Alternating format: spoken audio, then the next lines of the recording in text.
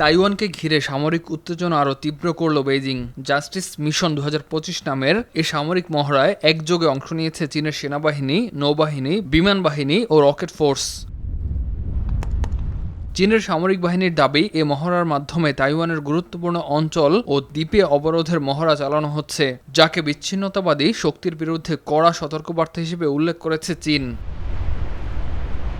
এমন এক সময়ে এ মহড়া শুরু হলো যখন যুক্তরাষ্ট্র তাইওয়ানের কাছে $11 বিলিয়ন অস্ত্র বিক্রির ঘোষণা দিয়েছে। এই সিদ্ধান্তে তীব্র ক্ষোভ প্রকাশ করেছে বেইজিং। পাল্টা পদক্ষেপ হিসেবে মার্কিন প্রতিরক্ষা কোম্পানিগুলোর উপর নিষেধাজ্ঞা আরোপ করেছে চীন। চলতি বছর তাইওয়ানের প্রতিরক্ষা সক্ষমতা বাড়ানোর উদ্যোগ বেইজিংকে আরও ক্ষুব্ধ করেছে।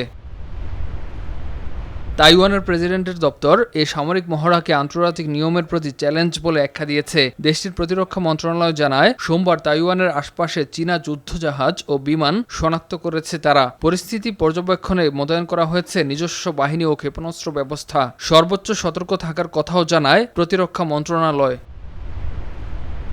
চীনের ইস্টার্ন থিয়েটার কমান্ড এ মহড়াকে ন্যায়ের ঢাল বলে উল্লেখ করেছে। হুঁশিয়ারি দিয়ে তারা বলছে, যারা স্বাধীনতার ষড়যন্ত্র করবে তারা এ ঢালের মুখোমুখি হয়ে নিশ্চিহ্ন হয়ে যাবে।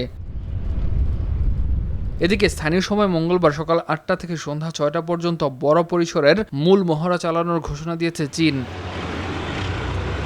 চীন দীর্ঘদিন ধরে শান্তিপূর্ণ পুনঃ একত্রীকরণের কথা বললেও দেশটির আইনে বলা আছে, তাইওয়ান বিচ্ছিন্ন হতে চাইলে প্রয়োজনে অশান্তিপূর্ণ পথে যেতেও বাধ্য হবে বেইজিং।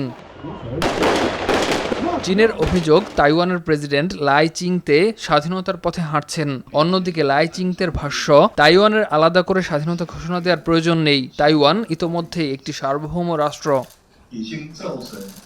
এক টিভি সাক্ষাৎকারে প্রেসিডেন্ট লাই জোর দিয়ে বলেন, শক্ত অবস্থান থেকেই শান্তি আসে।